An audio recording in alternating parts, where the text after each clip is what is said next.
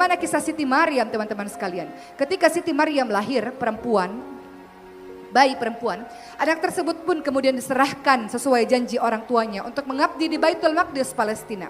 Ketika sampai di Baitul Maqdis Palestina, orang-orang berebut ingin mengasuh Siti Maryam karena Siti Maryam berasal dari keluarga terhormat yaitu Imran, berasal dari keluarga Imran, keluarga terhormat, keluarga terpandang, keluarga yang terkenal dengan keluarga yang baik. Maka setelah diundi ternyata yang berhak mengasuhnya adalah pamannya sendiri, seorang laki-laki yang saleh luar biasa yaitu Nabi Zakaria alaihi salam.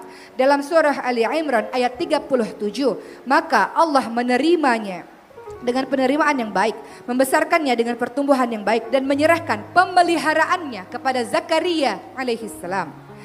Berikan anak-anak kita belajar dari kisah Siti Maryam adalah pengasuhan yang terbaik, guru terbaik teman-teman sekalian. Kalau kita punya harta berlebih, gak ada salahnya untuk kita pilih pengasuh anak kita adalah para penghafal Quran. Kalau kita memang niatnya adalah ingin anak-anak kita penghafal Quran, maka dekatkan dia dengan orang-orang di sekitarnya penghafal Quran. Kalau ibunya sibuk dan ibunya gak pandai baca Quran misalnya. Ibu-ibu tahu kisah penaklukan Istanbul, Konstantinopel. Dulu namanya Konstantinopel, sekarang namanya Istanbul di Turki. Siapa nama tokoh yang berhasil menaklukkannya? Muhammad Al-Fatih. Muhammad Al-Fatih hebat begitu sajakah? Orang Islam berabad-abad lamanya tidak berhasil menaklukkan, membebaskan kota Konstantinopel menjadi kota Islam. Sampai Rasul bilang, siapapun yang berhasil menguasai Konstantinopel, kota yang hebat di dunia pada saat itu, adalah sebaik-baik pemimpin dan pasukannya adalah sebaik-baik pasukan. Siapa yang berhasil menaklukkan setelah berabad-abad, para sahabat gak berhasil menaklukkan, Muhammad Al-Fatih berhasil membebaskan kota Konstantinopel menjadi sebuah kota Islam. Apakah Muhammad Al-Fatih begitu saja menjadi orang hebat? Tidak, ternyata sejak kecil ayahnya Sultan Murad II mengelilingi, bayar mahal untuk menghadirkan guru-guru hebat di sekitar Muhammad Al-Fatih. Termasuk salah satunya adalah guru Quran dan ilmu-ilmu lainnya. Guru Quran khusus didatangkan untuk Muhammad Al-Fatih untuk belajar Quran. Begitu pula dengan ibu-ibu yang kalau Allah kasih rezeki berlebih, masukkan ke sekolah terbaik dan ambillah les-les private misalnya atau apapun yang ingin anak ibu kuasai. Jadi berikan pengasuhan yang terbaik alias guru-guru terbaik. Kalau ibunya sibuk misalnya, berikan guru-guru terbaik. Tapi kalau ibunya di rumah, full waktu dengan anak, guru terbaik adalah ibunya sendiri. Kalau ibu sibuk, tidak ada masalah wahai ibu, berikan guru-guru terbaik untuk mendampingi anak-anak itu menjadi anak-anak yang hebat.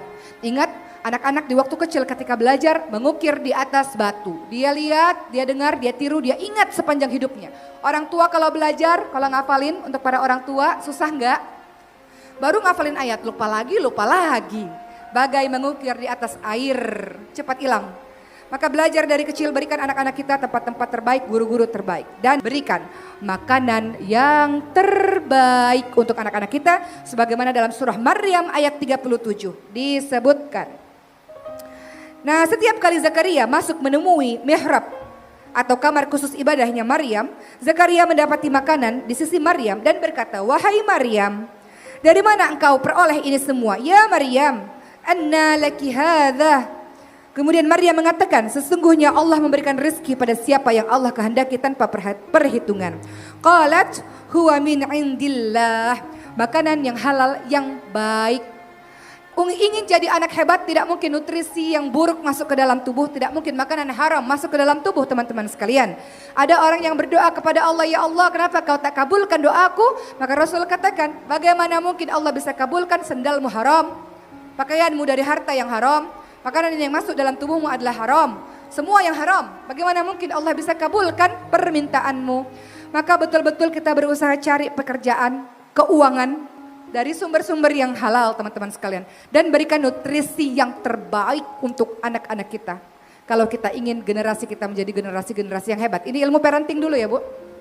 Salah satunya adalah ketika anak itu lahir, anak punya hak untuk disusui. Wahai para ibu yang punya anak bayi atau kalian teman-teman semua yang belum menikah dan ingin menikah, anakmu punya hak untuk mendapatkan air susumu. Kalau engkau tidak sakit, kalau engkau tidak terjadi apa-apa dengan air susumu, maka berikan air susumu, itu adalah nutrisi terbaik. Anak manusia diberi minum susu manusia, bukan susu hewan-hewan lainnya. Dia bukan anak sapi, jadi jangan dikasih susu sapi 2 tahun awal ya. Jadi selama engkau masih bisa menyusui, maka berikan nutrisi yang terbaik. Dengan begitu anakmu akan sehat, akan kuat dan berikan makanan-makanan yang baik kepada dirinya. Ini ilmu parenting dari keluarga Imran untuk Siti Maryam, untuk para ibu-ibu yang sudah memiliki anak. Namun untuk para gadis yang belum menikah, apa yang bisa engkau pelajari dari Siti Maryam? Maryam menjaga kesucian dirinya ketika malaikat Jibril menyampaikan pesan Allah bahwa Maryam akan hamil seorang bayi janin yang bernama kelak adalah Nabi Isa alaihissalam. Maryam mengatakan, aku adalah wanita yang tak pernah disentuh dengan laki-laki, aku bukan penzina. Lalu kun fayakun, jadi maka jadilah. Kalau Allah sudah berkehendak, jadi maka jadilah. Maka apa yang bisa kita dapatkan dari Siti Maryam? Maryam ahli ibadah. Dan Maryam wanita yang menjaga kesucian dirinya. Wahai para gadis, tidak cukup dengan engkau mengatakan aku perawan. Banyak yang mengatakan aku perawan, tapi engkau tidak suci, teman-teman sekalian. Paham? Siti Khadijah, janda. Sudah pernah menikah 2 kali, tapi digelari wanita suci. Banyak di luar sana gadis-gadis yang mengatakan saya suci, tapi tidak perawan. Maka dalam ajaran agama ini bukan hanya engkau menjaga keperawananmu teman-teman sekalian. Banyak kok yang gak perawan jatuh dari sepeda, sobek, selaput darahnya misalnya ya. Mungkin gak perawan karena dari segi kesehatan seperti itu. Tapi dia suci karena tidak pernah disentuh. Bagi siapapun, gadis sekarang kan banyak para gadis yang tadi tunjuk tangan kan. Bagi siapapun kalian yang ingin menjadi wanita yang mulia, yang salihah dalam pandangan Islam, dalam pandangan agama ini. Engkau jaga kesucian dirimu teman-teman sekalian. Engkau tak tersentuh teman-teman sekalian. Engkau jaga kehormatan dirimu teman-teman sekalian. Maka siapapun yang pacaran, ketahuilah pacaran sebelum menikah adalah hawa nafsu belaka. Cinta hanya ada setelah pernikahan teman-teman sekalian, yakinlah itu. Ketika engkau pacaran, syaitan akan bisik-bisik. Syaitan gak akan bilang ayo zina, tidak. Syaitan akan step by step, step by step, step by step. Ayo pegangan tangan dulu, ayo cium kening dulu, ayo pelukan dulu dan seterusnya. Itulah cara kerja syaitan. Sedikit demi sedikit, makanya tadi kita baca surah An-Nas. Yuwaswisu fi sudurin nas minal jinnati wan nas. Ada yang membisik-bisikkan kepada hati manusia. Syaitan dari kalangan jin dan syaitan dari kalangan manusia. Ayo pacaran gak apa-apa. Pun orang tuanya mengatakan, nak malam minggu gak keluar rumah nak. Gak ada pacar jadi perawan tua kau nak. Kau ya di sini ya. Perawan tua kau nak.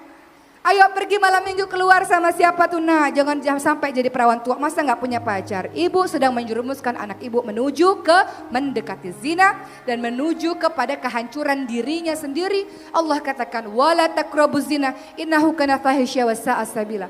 Jangan dekati zina. Zina adalah sebuah perbuatan yang buruk. Sebuah perbuatan yang keji dan sebuah jalan yang buruk teman-teman sekalian. Jadi belajar dari Siti Maryam, engkau jaga kesucian dirimu, artinya membatasi pergaulanmu dengan laki-laki asing, laki-laki ajnabi, laki-laki yang bukan mahramnya. Untuk para gadis pun ibu-ibu yang sudah menikah. Berkali-kali saya katakan, wahai para ibu-ibu yang punya banyak pacar dulu di masa SMP, SMA, kuliah, kalau nggak penting-penting banget nggak usah datang reuni.